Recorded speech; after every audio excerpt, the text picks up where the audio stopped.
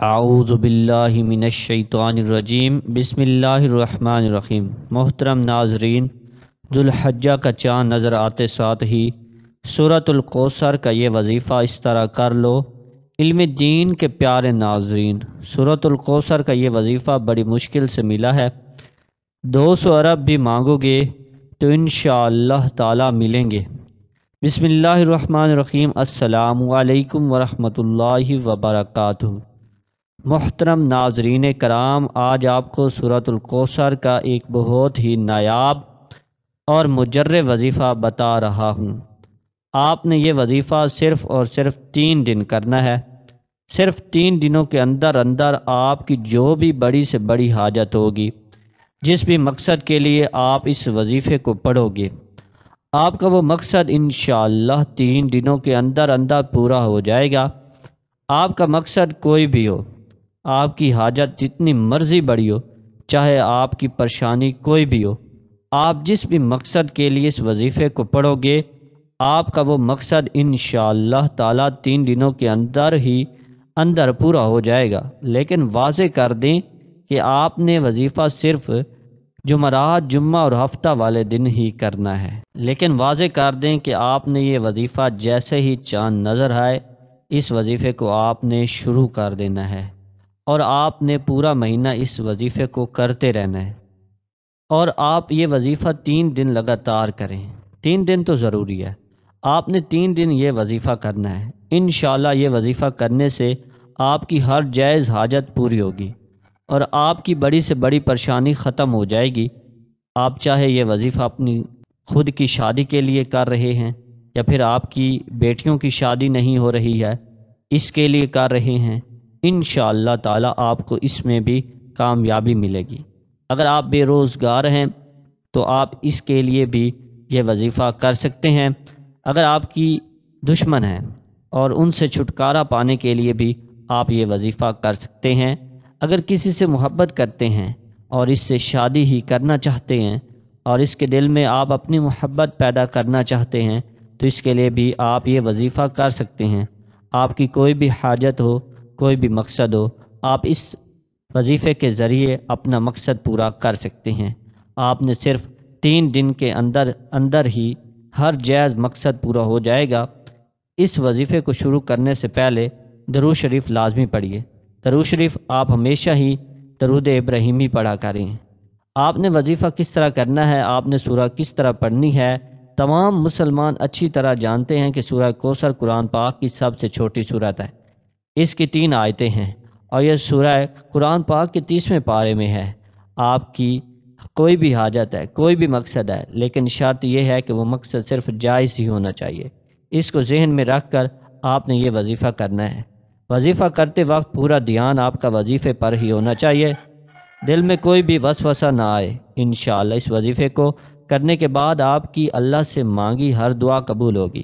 آج کا وظیفہ خاص طور پر ان تمام بہنوں اور بھائیوں کے لیے ہے جو شدید پریشان ہیں، جو اکثر کہتے ہیں کہ ہم مالی طور پر شدید پریشان ہیں، ہمارے رزق میں رکاوٹیں ہیں، ہمارے رزق میں مسئلے مسائل ہیں، اور کہتے ہیں کہ ہم جس کام میں بھی ہاتھ ڈالتے ہیں ہمیں تو صرف نقصان ہی ہوتا ہے، ہمیں تو ایسا لگتا ہے کہ ہمارا رزق بالکل بند ہو چکا ہے، کوئی راستہ ہمیں سمجھ ہی نہیں آتا، اندھیرے میں ہی ٹامک ٹوئیاں مار رہے ہیں۔ اب ہی آپ ہی ہمیں بتائیں کہ ہم کیا کریں، ہم ایسا کون سا خاص وظیفہ پڑھیں؟ لیکن اگر کوئی وظیفہ کریں بھی تو ہمارا کیا گیا، کوئی بھی وظیفہ اثر ہی نہیں کرتا۔ تو ناظرین کرام، آج ان تمام بہنوں اور بھائیوں کے رزق اور دولت کے جتنے بھی مسائل ہیں، انشاءاللہ وہ سارے کے سارے حل ہو جائیں گے۔ اور انشاءاللہ جو لوگ قرضوں میں ڈوبے ہوئے ہیں، جن لوگوں کا بال بال قرضوں میں جکڑا ہوا ہے، ان کا بھی قرضہ اتر جائے گا، انہیں خبر بھی نہیں ہوگی۔ اور جو بندہ نوکری کے لیے شدید پریشان ہے، رزق کے جتنے بھی مسائل ہیں، ان سب مسائل کے لیے آپ کو اس مسئلے کو ذہن میں رکھتے ہوئے یہ وظیفہ کرنا ہے۔ یہ وظیفہ آپ کسی بھی وقت اور کسی بھی جگہ پر کر سکتے ہیں، بے شک آپ اسے چلتے پھرتے کر لیں، یا پھر جہاں بھی آپ موجود ہوں، کچن میں موجود ہیں، چارپائی پر موجود ہیں، سفر میں ہوں یا گھر میں ہوں، کوئی کام کر رہے ہوں، باہر کسی پارک میں چہل قدمی کر رہے ہوں، یا پھر کھیتوں میں کام کر رہے ہوں، آپ بآسانی اس وظیفے کو کر سکتے ہیں۔ اس وظیفے کو پڑھنے کے لیے وقت کی بھی کوئی پابندی نہیں ہے، کسی بھی وقت آپ یہ وظیفہ کر سکتے ہیں۔ کام کر رہے ہیں دن رات، صبح شام، بارش میں یا آندھی میں، غرض آپ ہر وقت کر سکتے ہیں۔ اگر آپ نوکری پر ہیں تو آپ اس سے مزید بہتر اور مزید اچھی نوکری چاہتے ہیں، یا نوکری پر آپ کے کسی سینئر کے ساتھ مسئلے مسائل چل رہے ہیں اور آپ چاہتے ہیں کہ میں ہی کامیاب ہوں، تو اس کے لیے بھی آپ یہ وظیفہ کرنا چاہتے ہیں، یا کسی بھی رزق کے مسئلے کے لیے آپ یہ وظیفہ کریں، لیکن اس مسئلے کو ذہن میں رکھتے ہوئے ہی وظیفہ کریں۔ آپ کو اس عمل کو کرنے سے پہلے نیت لازمی رکھنی ہے کہ مجھے فلاں قسم کا کام ہے اور مجھے اتنی رقم مل جائے، انشاءاللہ تعالی اللہ پاک آپ کو اس سے کئی درجہ زیادہ عطا کر دیں گے۔ ناظرین کرام، اس وظیفے کے اتنے فوائد ہیں کہ کسی نے جب بھی یہ وظیفہ کیا اس کے فوائد اس کو اتنے ملے کہ اس نے پھر اپنی زندگی میں کبھی یہ وظیفہ چھوڑا ہی نہیں، اور پھر اس نے آنے والی ساری زندگی مستقل یہ وظیفہ کرنے کی عادت بنا لی، اور اب بھی وہ ان 3 دن لازمی یہ عمل کرتے ہیں۔ جب آپ لوگ پہلے یہ وظیفہ کرنے لگیں تو کوشش کریں کہ اس وقت بھی باوضو ہو جائیں۔ وضو کرنے کے بعد آپ لوگ گھر میں موجود ہیں تو سکون سے ایک جگہ بیٹھ جائیں۔ کبھی بھی جلد بازی میں آپ لوگ کوئی بھی عمل یا وظیفہ کریں تو یہ اثر نہیں کرتا، بلکہ مکمل سکون اور اطمینان سے آپ لوگ کہیں بیٹھ جائیں۔ سب سے پہلے 7 مرتبہ درود پاک پڑھیں، لیکن یاد رکھیں کہ درود شریف آپ ہمیشہ ابراہیمی درود ہی پڑھا کریں، اور درود ابراہیمی تو دنیا کے ہر مسلمان کو آنا چاہیے، کیونکہ درود ابراہیمی کے بغیر تو نماز بھی اللہ تعالیٰ کی بارگاہ میں قبول نہیں ہوتی۔ جب 7 مرتبہ درود ابراہیمی پڑھ لیں تو آپ سورہ کوثر کو 21 مرتبہ پڑھ لیجئے۔ اِنَّا أَعْطَيْنَاكَ الْكَوْثَرَ فَصَلِّ لِرَبِّكَ وَانْحَرْ اِنَّا شَانِئَكَ هُوَ الْأَبْتَرُ۔ ناظرین کرام، جب سورہ کوثر کو آپ لوگ 21 مرتبہ پڑھ لیں، اس کے بعد آپ کو 21 مرتبہ یا اللہ یا رحمان، یا اللہ یا رحمان، یا اللہ یا رحمان آپ لوگوں کو ذکر کرنا ہے۔ پھر اس کے بعد آپ دوبارہ سے 21 مرتبہ سورہ کوثر پڑھیں، پھر 100 مرتبہ استغفر اللہ استغفر اللہ استغفر اللہ پڑھیں۔ اس کے بعد آپ کو آخر میں دوبارہ یا اللہ یا رحمان، یا اللہ یا رحمان، یا اللہ یا رحمان کا 21 مرتبہ ذکر کرنا ہے۔ لیکن اگر اس کی تعداد کچھ اوپر بھی ہو جائے تو کوئی مسئلہ نہیں، لیکن کم سے کم 21 مرتبہ آپ کو یا اللہ یا رحمان کا ذکر لازمی کرنا ہے۔ اس کے بعد آخر میں آپ لوگ 7 مرتبہ درود پاک پڑھ لیں۔ اس کے بعد آپ کو دعا مانگنی ہے۔ عمل جب شروع کریں تو آپ کے اپنے دل و دماغ میں اپنی حاجت یا مراد یا پھر کوئی مشکل کام وغیرہ رکھنا ہے جس مقصد کے لیے آپ یہ عمل کر رہے ہیں، اور اس کے بعد آخر میں آپ لوگ دعا ضرور مانگیے گا۔ اپنی تمام پریشانیوں کے لیے، حاجتوں کے لیے، دکھ تکلیف کے لیے اللہ پاک سے رو رو کر، گڑ گڑا کر آپ کو دعا ضرور مانگنی ہے۔ انشاءاللہ اللہ پاک آپ پر بھی ضرور کرم فرمائیں گے۔ لیکن ناظرین کرام، صدقہ لازمی دیا کریں۔ صدقے سے مراد ایسے محتاجوں اور ضعیفوں کو جن کی کوئی کمائی نہ ہو اور نہ ہی جن کا کوئی کمانے والا ہو۔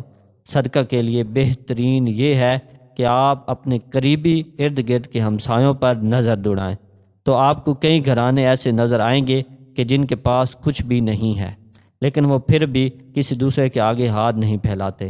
انہیں اپنا فالتو سامان یا مال روپیہ اس نیت سے دیں کہ صرف اللہ کی اطاعت ہو اور اس کی مخلوق کا کام بنے۔